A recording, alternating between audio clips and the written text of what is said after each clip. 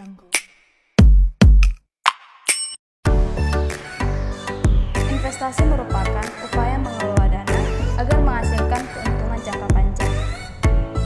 Bentuknya bisa bermacam-macam, seperti mendirikan usaha, membeli properti, menyimpan emas, dan yang paling sederhana namun tetap menguntungkan adalah investasi di pasar modal. Ada beberapa produk pasar modal yang perlu kamu ketahui, seperti saham, obligasi, dan reksadana.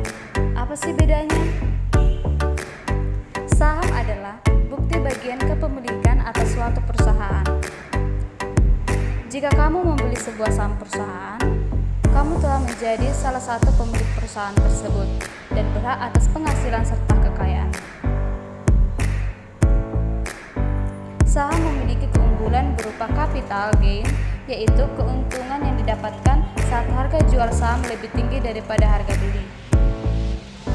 Dan dividen, yaitu pembagian laba kepada pemegang saham berdasarkan banyaknya saham yang dimiliki. Sedangkan risiko investasi saham dapat berupa capital loss, yaitu kerugian akibat harga jual saham lebih rendah daripada harga beli.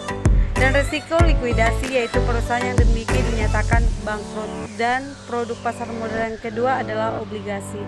Obligasi yaitu surat utang jangka menengah atau panjang yang dapat dipindahtangankan. Surat ini berisi janji kepada pihak penerbit, kepada pihak pembeli obligasi untuk membayar utang pokok pada waktu yang telah ditentukan, disertai dengan pembayaran bunga secara periodik. Keunggulan investasi obligasi adalah nilai pokoknya yang selalu tetap dan pemberian kupon sebagai biaya yang dibayar oleh penerbit. Nilai tukar kupon adalah tingkat suku bunga dari obligasi tersebut. Sedangkan risiko investasi obligasi adalah risiko likuiditas, yaitu risiko di mana suatu aset memerlukan waktu yang belum pasti untuk bisa ditukar menjadi uang tunai. Dan risiko default, yaitu ketidakmampuan pihak penerbit untuk membayar bunga atau melunasi utangnya saat jatuh tempo. Kamu dapat membeli surat obligasi melalui bank, perusahaan sekuritas, serta lembaga lainnya yang ditunjuk sebagai agen penjual obligasi.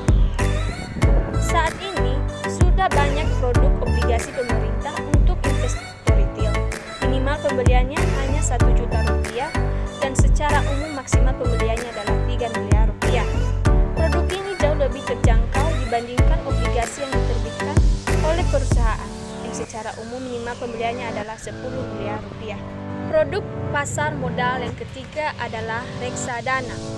Reksadana merupakan wadah untuk menghimpun dana dari masyarakat atau modal untuk selanjutnya diinvestasikan dalam portofolio efek oleh manajer investasi.